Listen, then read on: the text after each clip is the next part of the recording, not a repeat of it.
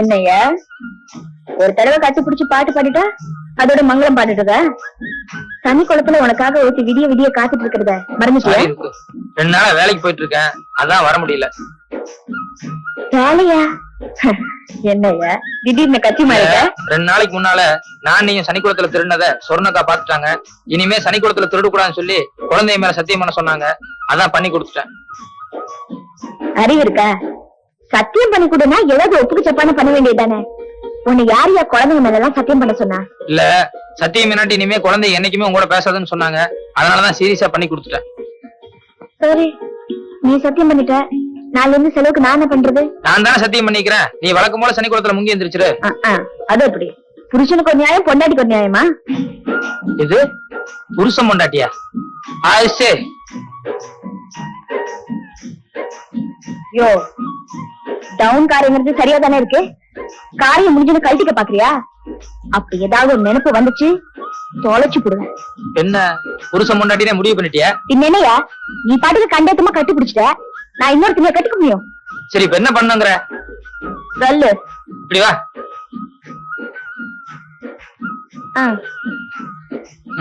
ஏன் அதுக்கு இப்படியே மேல ஏறி உட்காந்துறது? நான் உட்காராம வேற ஒருத்தைய உட்கார முடியும்?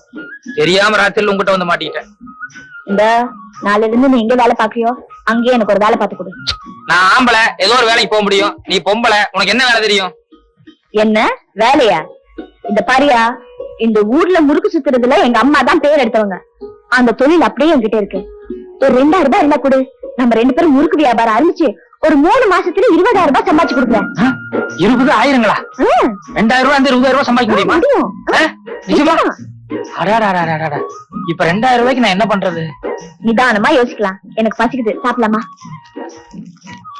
இந்தா. இரு. இது சனிக்குளத்துல திருந காசுல தானே வாங்கினேன். ஆமா. முதல்ல இதை கீழே போடு.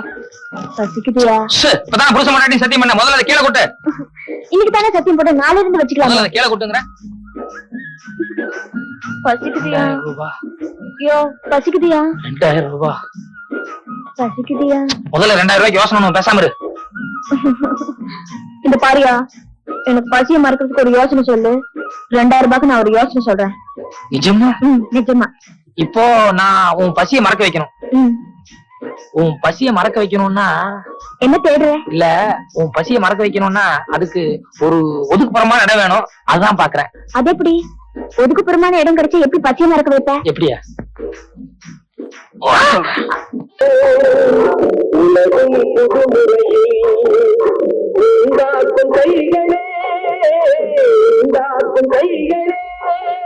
பாரு கருத்தமா, என்கிட்ட வேலை பார்க்க போகும்போது கரெக்டா வேலை செய். இந்த அரசு அடிக்கிற வேலை எல்லாம் வேலை முடிஞ்சதுக்கு அப்புறம் வச்சுக்கோ. சரி.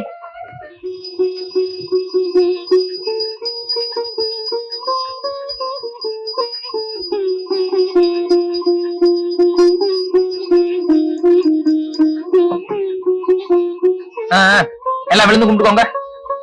அப்பனே வெங்கடேஸ்வரா, வாழ்க்கையில முதலா நேர்மையான முறையில ஒரு வியாபாரத்தை ஆரம்பிச்சிருக்கிறேன். நல்லபடியா முன்னு கொண்டு வாப்பா. பழைய நிகழ்ச்சிகள் எல்லாம் மனசுல வச்சுட்டு தயவு செஞ்சு பழி வாங்கிறாத. எந்திரிங்க. என்னடா இது? உங்களை எல்லாம் சாமி தானே கும்பிட சொன்னேன். இதெல்லாம் யார் செய்ய சொன்னா? இல்ல மாமா, இனிமே நீங்க தான் சாமி மாதிரின்னு அம்மா சொன்னாங்க. அது சரி. ஏங்க, குழந்தைகளுக்கு ஏதாவது நல்ல பழக்கம் சொல்லி கொடுக்க கூடாதா? தம்பி, திக்கற்ற உங்களுக்கு தெய்வம் தான் துணைன்னு சொல்லுவாங்க. அனாதி இருந்த எங்க மேல எங்கிருந்தோ வந்த நீ இப்பவே பாசத்தை காட்டுறியே, அப்புறம் உன்ன தெய்வம்னு சொல்லாம வேற என்னப்பா சொல்றது? நீங்க ஒண்ணு, இறந்து போன உங்க தம்பி உயிரோடு இருந்தா உங்களுக்காக எதை கூடவா செய்ய மாட்டான். அந்த மாதிரி நினைச்சுக்கோங்க. ஆமா, எங்க ஒரு டிக்கெட் குறையுது, ருக்குவ காணோம். அப்படியா? சுத்துறது யாராரு? சொர்ணா, சொர்ணத்தோட பொண்ணு குப்பாய் பேத்தி ருக்கு. அப்ப ரொம்ப ருச்சியா இருக்கும், அதை சாப்பிட்டே ஆகணும். அப்போ நமக்கு போய் சாப்பிட வாங்கி தட்டுமா? நமக்கு இல்லடா, நான் சாப்பிடணும். நானும் சாப்பிடணும். காசு ஏது? சொர்ணா, என்ன சொர்ணா, உன் வீட்டு முறுக்கு ரொம்ப பக்குவமா இருக்குதுன்னு எல்லாரும் பேசிக்கிறாங்க. ஒரு 5-6 எடுத்துக்கிட்டு வா, நான் சாப்பிட்டு பாக்குறேன். என்ன யோசிக்கிற? காசு பணம் தர மாட்டேன்னா மத்தவங்களை விட நான் அதிகமாவே தர்றேன். உன் கையால எடுத்துக்கிட்டு வா, அப்பதான் ருசி அதிகமா இருக்கும். ஏண்டா ஆறுமுகம், எடுத்த வீட்டுல ஒருத்தன் குழாயும் மாட்டிக்கிட்டு திரியறானே, யாரு அவன்? என்னமோ அக்கா தம்பின்னு சொல்லிக்கிறாங்க. ஆனா அடுத்த வீட்டுக்குள்ளதான். ஒருவேளை வீட்டுக்குள்ளேயே வச்சிருந்து அப்புறம் மருமகனை ஆக்கிப்பா. மருமகன் ஆக்கிட்டு அப்புறம் வச்சுக்க கூடாதா? அட படுத்துக்கிட்டு போத்தினாலும் சரி, போத்திக்கிட்டு படுத்தாலும் சரி, கணக்கு ஒண்ணுதானே. இத பாருங்க, என் கையில என்ன இருக்குன்னு கரெக்டா சொல்லிட்டீங்கன்னா நீங்க என்ன கேட்டாலும் வாங்கி தர்றேன். சொல்லுங்க பாக்கலாம். சாக்லேட் வாங்கிட்டு வந்திருக்கீங்க. தப்பு, நீ சொல்ற. எனக்கு சைக்கிள் வாங்கிட்டு வந்திருக்கீங்க. போடா முண்டா, சைக்கிள் கையில வச்சா கொண்டு வர முடியும்? மங்களா, நீ சொல்லு பாக்கலாம். எனக்கு பியூட்டி வாங்கிட்டு வந்திருக்கீங்க. உனக்கு ரொம்ப ஆசைதான். நீங்க சொல்லுங்க. எனக்கு என்னப்பா தெரியும், அவங்களே கேளு. என்ன தெரியலையா? சஸ்பென்ஸ் வச்சு போர் அடிக்காத மாமா, நாங்களே பாத்துக்கிறோம். நானே சொல்றேன் விடுங்க. நீங்க எல்லாம் மெட்ராஸுக்கு போய் உங்க அப்பாவை பாக்குறதுக்காக ரயிலுக்கு டிக்கெட் எடுத்து வந்திருக்கேன்.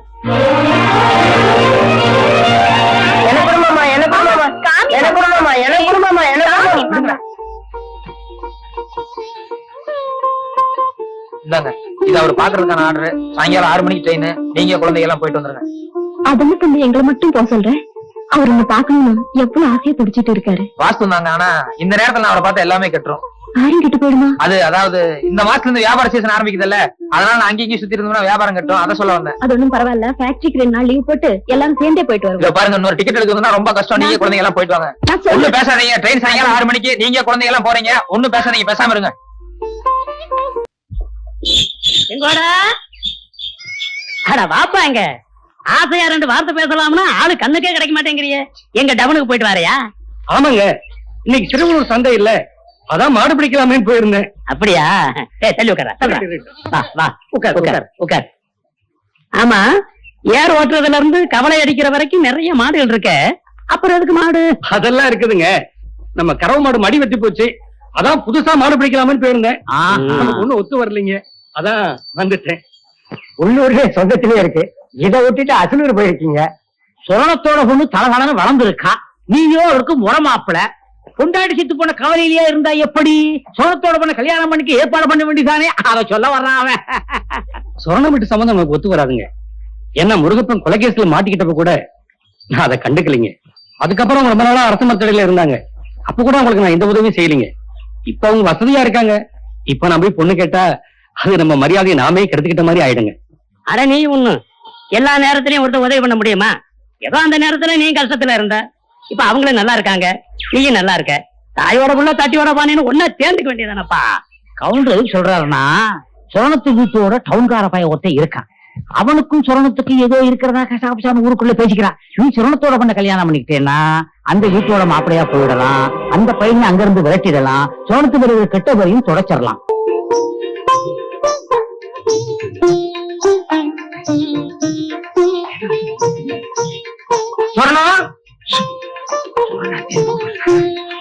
அத்தே, சொரணாத்தே,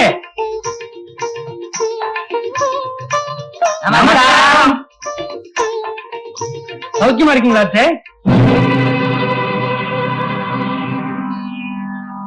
இன்னைக்கு மங்களகரமான நாள், ஆனால நம்ம மங்களத்தை செங்கோட பரிசம் போடணும்னு ஆசைப்பட்டாரு. நாங்க பெரிய மனுஷங்களாம் சேர்ந்து இதை வாங்கிட்டு வந்திருக்கோம்.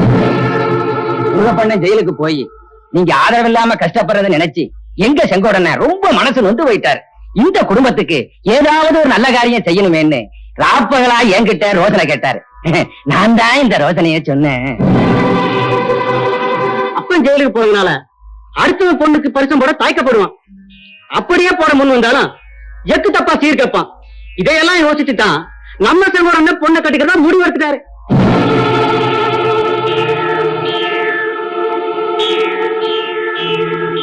வெத்தலை பாக்கு தட்டு இல்லாம வந்திருந்தா ஒருவேளை சோறாது போட்டிருப்பேன். இப்ப பச்சை தண்ணி கூட கிடையாது. மரியாதை எந்திரிச்சு வெளியே போங்க.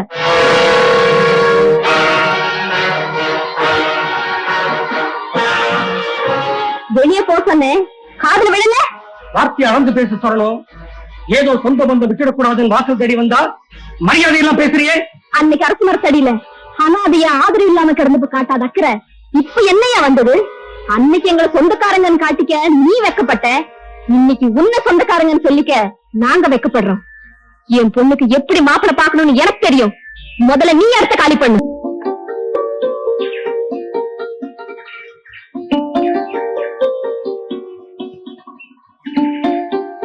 எப்ப அம்மாவுக்கு தம்பி பேச தருங்க. ஏன் கல்யாணத்துக்கு அவ்வளவு அவசரமா?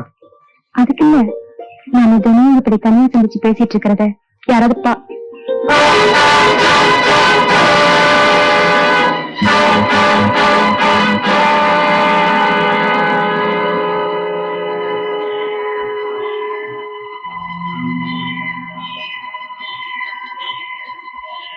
நீங்க போங்க, அவர்கிட்ட நான் பேசிக்கிறேன், போங்க.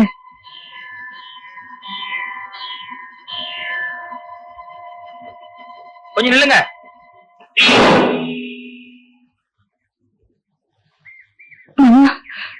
நீ வீட்டுக்கு போ, முதல்ல நீ வீட்டுக்கு போ.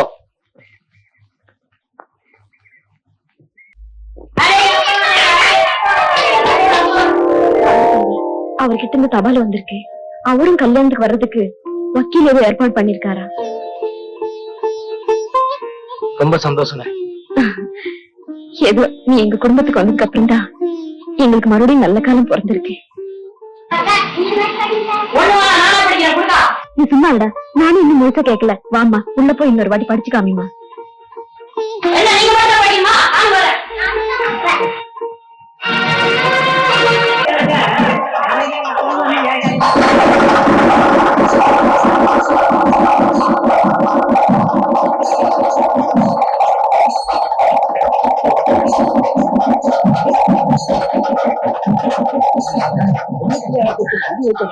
இவர்தாங்க நான் சொன்ன மெட்ராஸ் தம்பி.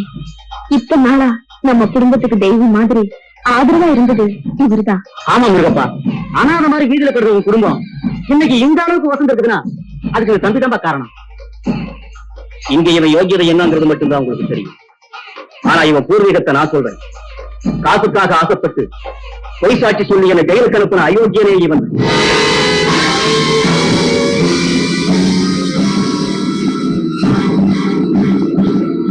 நட, வீட்டுக்கு போலாம். உங்க தாயா போலாம். இந்த பாரியா, ஒவ்வொரு மனுஷனுக்கு கெட்ட நேரங்கிறது இன்னொரு மனுஷன் மூலமா தான் வரும். முருகப்பன் ஜெயிலுக்கு போனங்கிறது நாள் தலையெழுத்து. அது உன் மூலமா வந்திருக்கு. அதுக்கு நீ என்ன பண்ண முடியும்? இது ஒரு சாதாரண விஷயம். இதுக்காக சொந்த தம்பிங்கிறது உண்மையை மறைச்சிட்டு ஊரை விட்டு போனாங்கிறியே. முருகப்பன் ஜெயிலுக்கு அனுப்பிச்சது ஒண்ணுதான் நீ செஞ்ச தப்பு. ஆனா அதுக்கு பதில் நீ இந்த குடும்பத்துக்கு இவ்வளவு நல்லது செஞ்சிருக்க. என்ன சொல்ல போனா முருகப்பன் இருந்திருந்தா கூட இந்த குடும்பம் இவ்வளவு வசதிக்கு வந்திருக்காது. காசு பணத்தை மட்டும்தான் என்னால சம்பாதிச்சு கொடுக்க முடிஞ்சது. ஆனா அந்த குடும்பத்தோட கௌரவத்தை என்னால காப்பாற்ற முடியலையே. ஊர்ல இருக்கிற ஒவ்வொருத்தரும் அந்த குடும்பத்தை பார்த்து கொலகார குடும்பம்னு சொல்லும் போது எங்க அக்கா மனசு எவ்வளவு வேதனைப்படுதுன்னு எனக்கு நல்லா தெரியும். அதுக்கு காரணம் நான் தானே. யோ, ஊர்ல 1000 பேர் 1000 விதமா பேசுவாங்க. அதெல்லாம் நீ காதுல போட்டு கூடாது. பேசாம வீட்டுக்கு நட. சொன்ன அக்கா கிட்ட நானே நடந்த உண்மையெல்லாம் சொல்றேன். நிச்சயமா அவங்க உன்னை மன்னிச்சு சந்தோஷமா ஏத்துப்பாங்க. இல்ல ருக்கு, அந்த குடும்பத்துல இருக்கிற ஒவ்வொருத்தரும் என் மேல எவ்வளவு உயர்வான அபிப்பிராயம் வச்சிருக்காங்கன்னு எனக்கு நல்லா தெரியும். நாளைக்கு முருகப்ப திரும்பி வந்து நான் யாரு என்னங்கிற உண்மை தெரிஞ்சதுன்னா நிச்சயமா அந்த குடும்பத்துல இருக்கிற ஒரு சின்ன குழந்தை கூட என் முகத்துல காரி தூப்போம். அப்படி ஒரு அவமானம் வர்றதை விட இப்ப இருக்கிற நல்ல பேரோடவே நான் பிரிஞ்சு போறதுதான் நல்லது. இந்த உண்மையை உங்ககிட்ட கூட சொல்லக்கூடாதுன்னு நான் நினைச்சேன். ஆனா உன்னை ஏமாத்திட்டு போக எனக்கு மனசு வரல. இனி நீ என் கூட வர்றதும் வராதும் உன்னோட விருப்பம்.